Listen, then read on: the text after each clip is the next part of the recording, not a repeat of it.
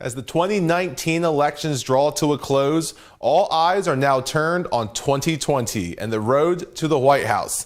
John Cole of PoliticsPA joins us to take a quick preview as we look at who are the candidates, how are they doing, and what role does Pennsylvania play in this upcoming election. Those questions and more are coming up right here, right now. I'm Sam Chen, and this is Face the Issues.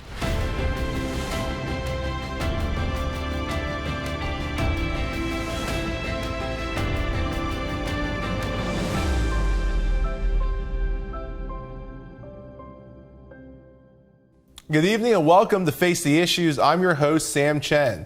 This week, the 2019 general elections come to a close, which means the eyes of the nation are now turning to 2020 and the road to the White House.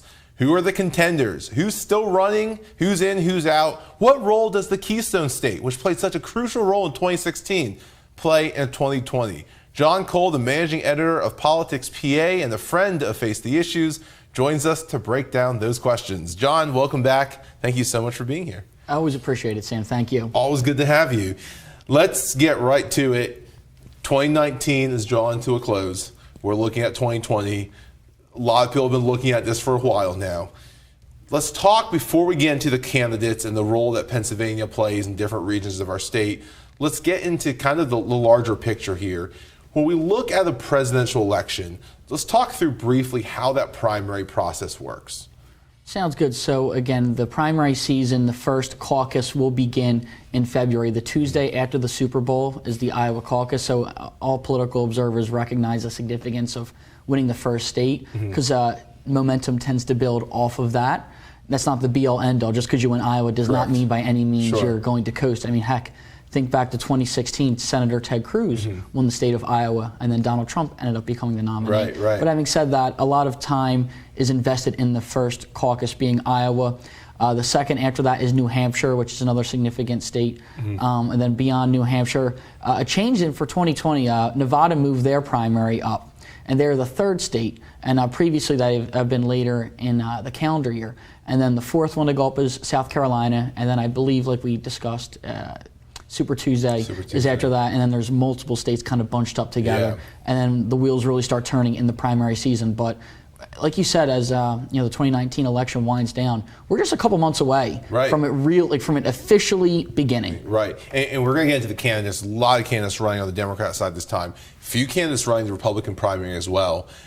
Obviously after Iowa, normally what we see is a drop-off after Iowa, a drop-off after New Hampshire. Those come pretty quickly after each other.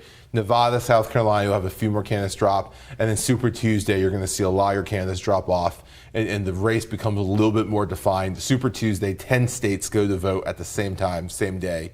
Let's talk, before we even go any further, when is Pennsylvania's primary? For our viewers tuning in, wondering, well, when do we get a say in this? When do Pennsylvanians go to vote? So it is later in the calendar. That will be April 28th, 2020. So that will be the day that Democrats and Republicans alike will be casting their vote for the presidential primary. And at that point in the calendar, there's a chance that the nominee already has a significant delegate lead. So it's kind of interesting. Pennsylvania is extremely, extremely crucial for the general election in November of 2020. In April of 2020, it'll be important, but we don't know exactly how important yet. We will have to see how the delegate count is at that point in time. And if one person is running away with the race, it may not be as significant. But having said that, there's a lot of time left before we see, the importance it'll play, at least in April. But I guarantee you, candidates will be making the rounds in the state of Pennsylvania, and they already have for the past couple months, Sam. So April 28th, mark your calendars. That's the primary election day. To your point, John, I think in 2016, the Republican primary is still open on April the 28th between then candidate Donald Trump, Governor John Kasich of Ohio, and Senator Ted Cruz of Texas. The Democrat primary is pretty wrapped up at that point. Let me ask you this. You mentioned earlier a lot of candidates are eyeing Pennsylvania, even though they're not sure how much of a role this state's going to play in April. Who's coming through? Why are they coming through? Again, it's funny. There was actually a Washington Post story posted in the past, I think, month or two about how, of course, we all know to become president, it's not about the popular vote. It's getting the amount of electoral votes needed. And I think the Washington Post detailed that they think it's the smallest map ever in the sense that it's going to essentially come down to a couple of states, and the states that have really been focused on, I think out of 5, people would mainly describe as the battleground states. You have Pennsylvania, Ohio, Florida, Michigan, and Wisconsin. Sure. And if you're able to capture a significant amount of those, there's a good chance you can win the White House, because there's so many states, whether people like it or not, are kind of already notched off in the win column for each party, where we know there's more progressive and liberal states that are going to vote for the Democratic nominee, essentially whoever they are. And same thing for Republican states, no matter who the Republican nominee is. Certain states are so conservative that it's going to be a win for them. So that's why it's of specific importance to invest time and resources in these battleground states. And to your point, in recent history, Pennsylvania, Ohio, Florida control roughly 65 to 67 electoral votes, and no president in modern history has made it to the White House without picking up at least 2 of those 3 states. Also going to that Wisconsin region, Wisconsin, Minnesota, Michigan, Iowa together control 44 electoral votes. So between those 2 regions, you've got 100 votes. To your point, you need 270 to win. That's over a third of the way there. But so obviously Pennsylvania is of crucial importance. It is the state that put the president over the top in 2016. Who's been coming through this time around? So let's start with the president himself. President Donald Trump has made it he's made it very clear that he wants to win Pennsylvania bad. Again, just in the past couple months, he's made multiple stops in the Keystone State. Now, both were billed as official White House visits, so technically they weren't, quote, campaign rallies, but a lot of his addresses tend to go off on that path where he starts talking about potential opponents. In August, he was in Beaver County at an ethane cracker plant, speaking to workers about his policies on trade and things of that nature, and talking about how he believes the deregulation from his administration has helped spur the economy to grow in Western PA. And then also, after that, in the month of October, he went back to Pittsburgh, and he was the keynote speaker at the Shale Insight Conference. And, interestingly enough, he spoke at that conference as a candidate in 2016. And in 2019, when he went back to speak there in October, he kind of really talked about the promises he made as a candidate when he spoke there in 2016. Promises made, promises kept. That's been one of his key slogans, and he really harped on that during his hour-long address in Pittsburgh. So we've seen the president himself, he's been in the state trying to rally up support.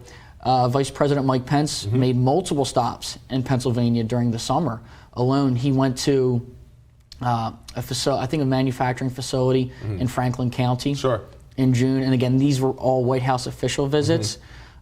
He also he toured a facility, another manufacturing facility in York County in June. Later that night, he went to headline a Pennsylvania Republican Party fundraiser, which I was there to cover. And he really talked about the USMCA trade deal, which the Trump administration is trying to pass. So their visits are spread out, too. I mean, we're talking northeast through central PA through the southwest. This state is a big deal for them. Absolutely. And then his most recent visit for Pence was in Luzerne County, which was one of the 3 counties in the state of Pennsylvania that voted for President Barack Obama twice and then flipped to vote for Donald Trump in 2016. So it's one of those swing counties that is of particular importance. And I guess on the Democratic side, we've seen various Democratic candidates have gone through all the way back in February or March. The first one to come through was former Congressman from Texas, Beto O'Rourke. And then just recently, we've had former Vice President Joe Biden speaking. Who's from Pennsylvania? Correct. The Scranton native himself. He went to Scranton. He spoke at the Cultural Center there and delivered an address which he billed as focusing on rebuilding America's middle class. And Biden that's like one of his marquee statements in Pennsylvania, where if Biden, who was polled rather well, he's still in the top tier of candidates. If he has any chance at winning the presidency, he needs to count Pennsylvania as a victory, considering, like you said, he grew up in Scranton. He lived there till he was about 10 years old. And then he moved to Delaware. But all throughout his political career, when he was first elected to the Senate decades ago, from the time he was vice president under President Barack Obama, he really talked about his Scranton roots a lot.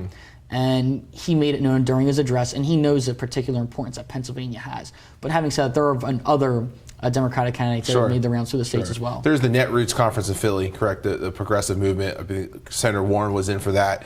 a few others. I want to ask about someone that's probably not in the national news as much, but every Pennsylvanian knows the name. Former Congressman and failed Senate candidate Joe Sestak is running for President of the United States. Pennsylvania, who's represented the state, well, Vice President Biden had represented Delaware in the Senate, who's from PA. Congressman Sestak represented, and Admiral Sestak, Navy Admiral, represented the Delaware County region in Congress. His candidacy for president, what kind of traction is it getting? This is one of Pennsylvania's own. And I mean, how does he play in the state? How does he play outside the state?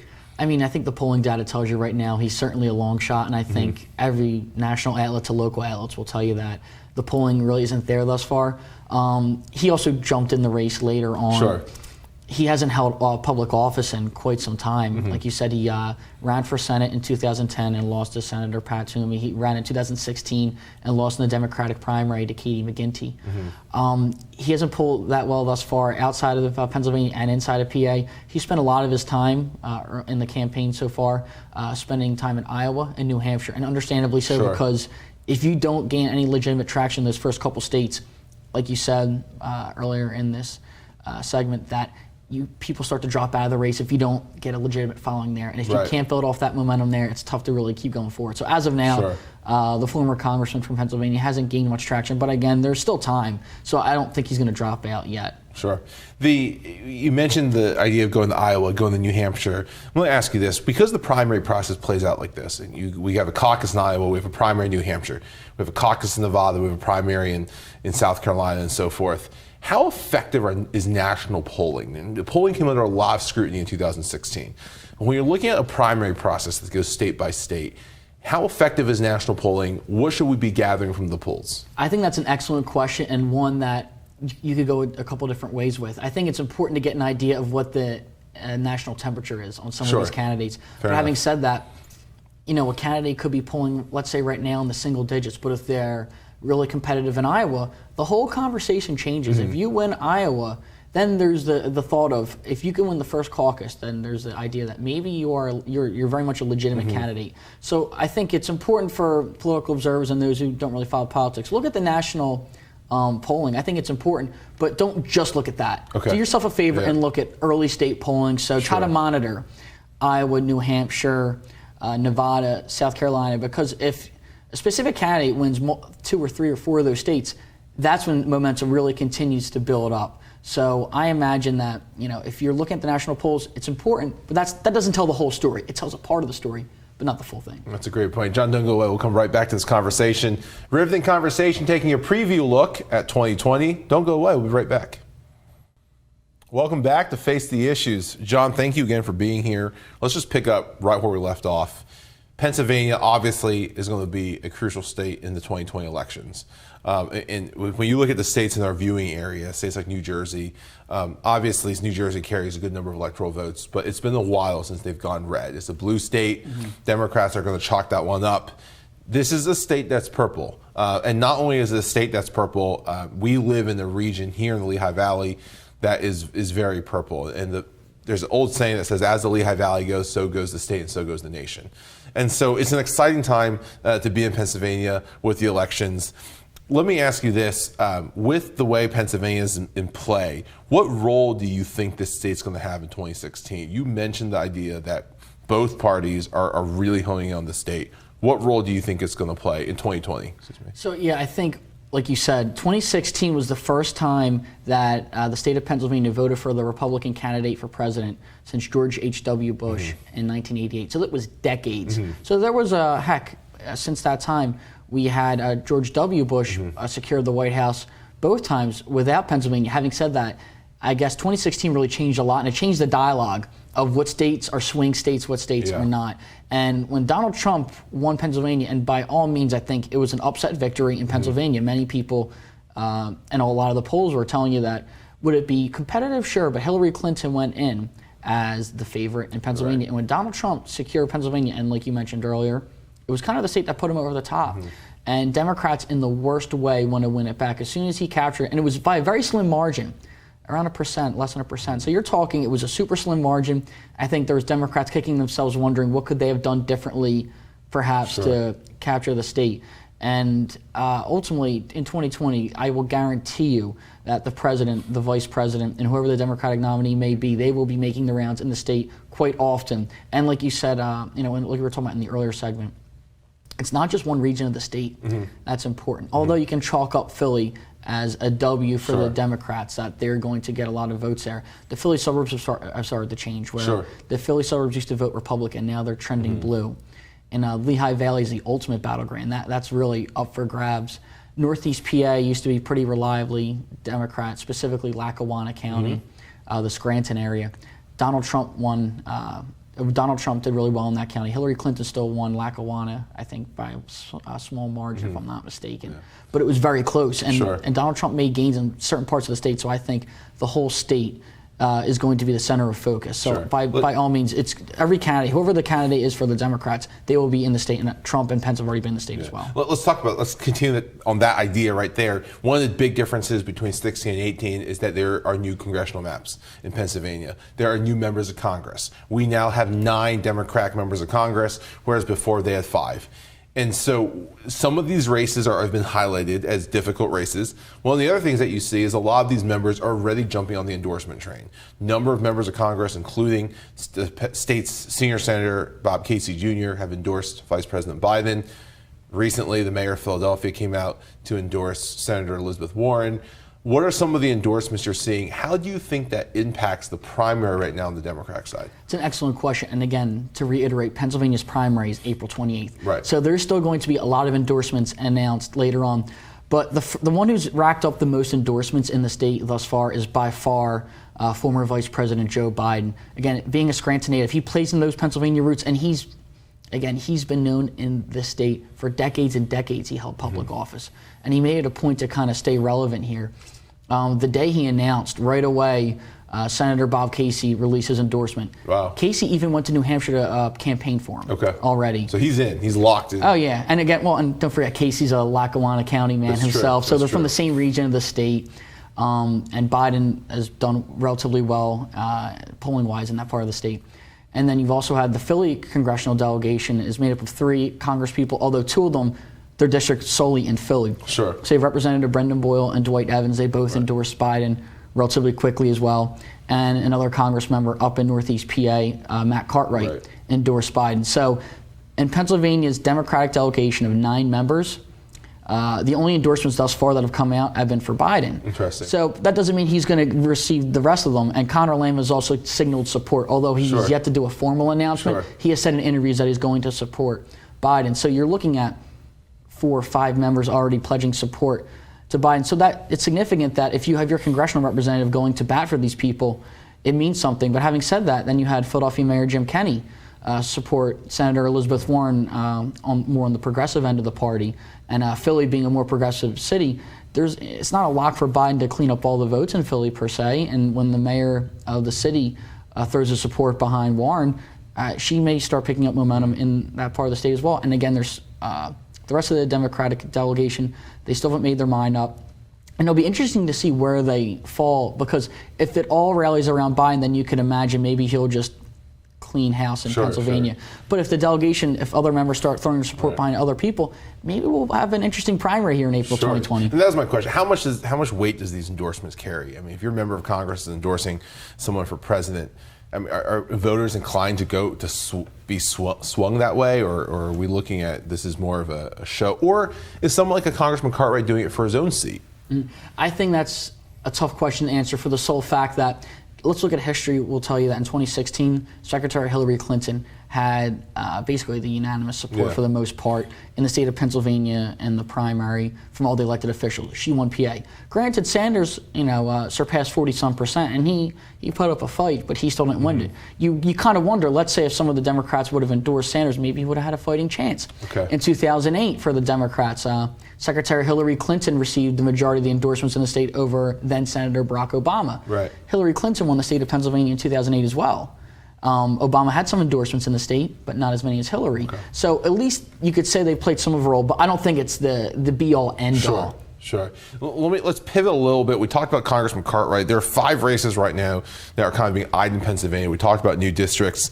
Congressman Matt Cartwright, the Democrat in Scranton. Congressman Connor Lamb, the Democrat in the Pittsburgh region. Congresswoman Susan Wild, the Democrat in the Lehigh Valley region. Congressman Brian Fitzpatrick, Republican in the Bucks County region. And Congressman Scott Perry, who's the Republican in the South Central portion of the state. 5 races. We have about 2 minutes here. These 5 seats are considered somewhat toss-ups. How do these seats impact 2020? Does 2020 impact what happens in these seats? Absolutely. So to both questions, yes. And 2018 was a pretty successful Democratic year where Democrats made gains in the state of Pennsylvania. Now we know there was a new map, so that played a role. But now you're the president on the ballot. So no other statewide office in 2020. We have the 3 row offices. Yes. But no governor and no senator in 20. Correct, yeah. Auditor General, Treasurer, and Attorney General. Attorney General, but you're correct. So let's go to first. We'll do 2 right away. Sure. First, let's go to Northeast PA and Congressman Matt Cartwright. He's been in Congress for a couple terms now. His district got redrawn. His most recent re-election bid, he won by 9 points over John Schrin. A successful victory, and that's impressive. But interestingly enough, the configuration of those boundaries in 2016 voted for Donald Trump by 10 points. So it's a pretty big swing that a Democrat won it by 9 points. Trump carried it by 10. That's of significant importance. We've already seen Pence was in that district in October. And then I guess let's go to the flip side on the Republicans. You have a county like Bucks County, which is largely trending blue.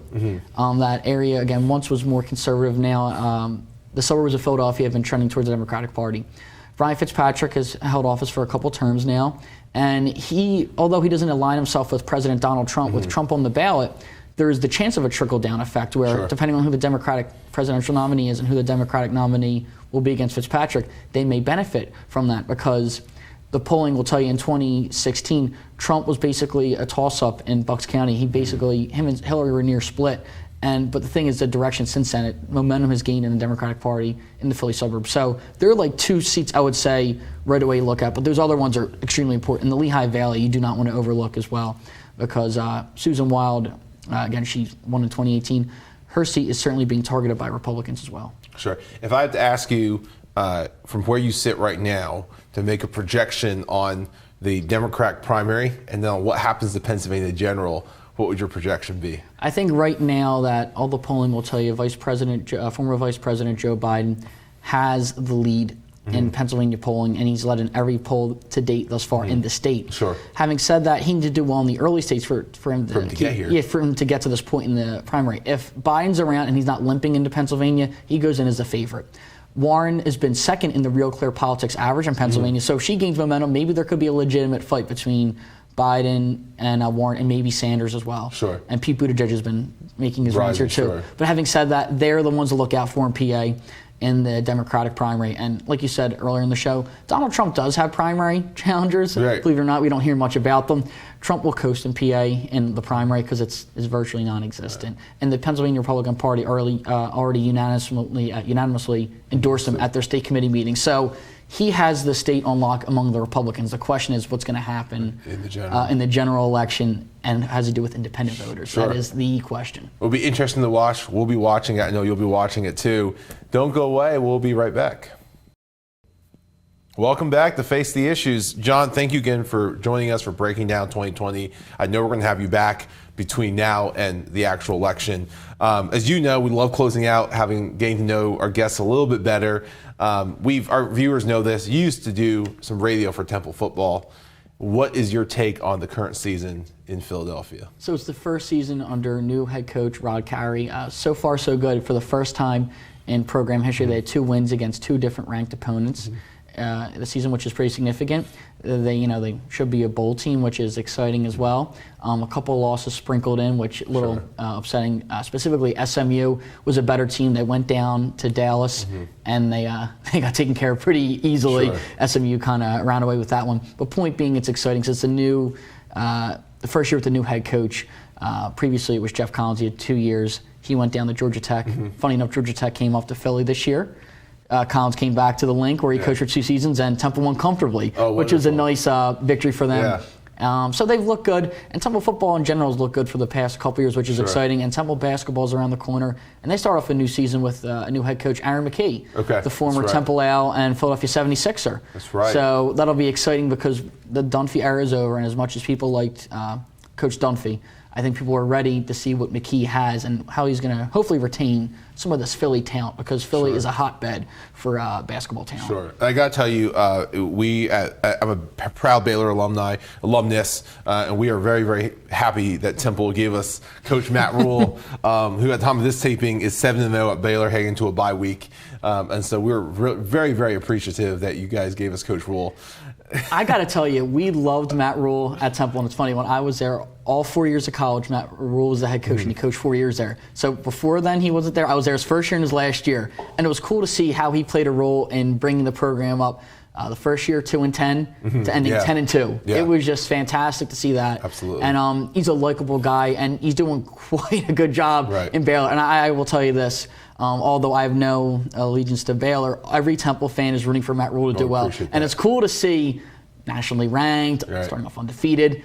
It's cool. And if they, the Big 12 is a tough conference, so this is nothing to sneeze at. Matt Rule has a bright career ahead of him, and he's already been impressive as well. He does. And what I love about Coach Rule is he does it the right way. Oh, absolutely. And so, John, thank you again for joining us. We appreciate it. That is all the time that we have tonight. My thanks to John Cole for joining us to break down a 2020 election preview. Continue this conversation with us online. Just use the hashtag #FaceTheIssues and join us again next week. My name is Sam Chen. On behalf of all of us here at Face the Issues, thank you and good night.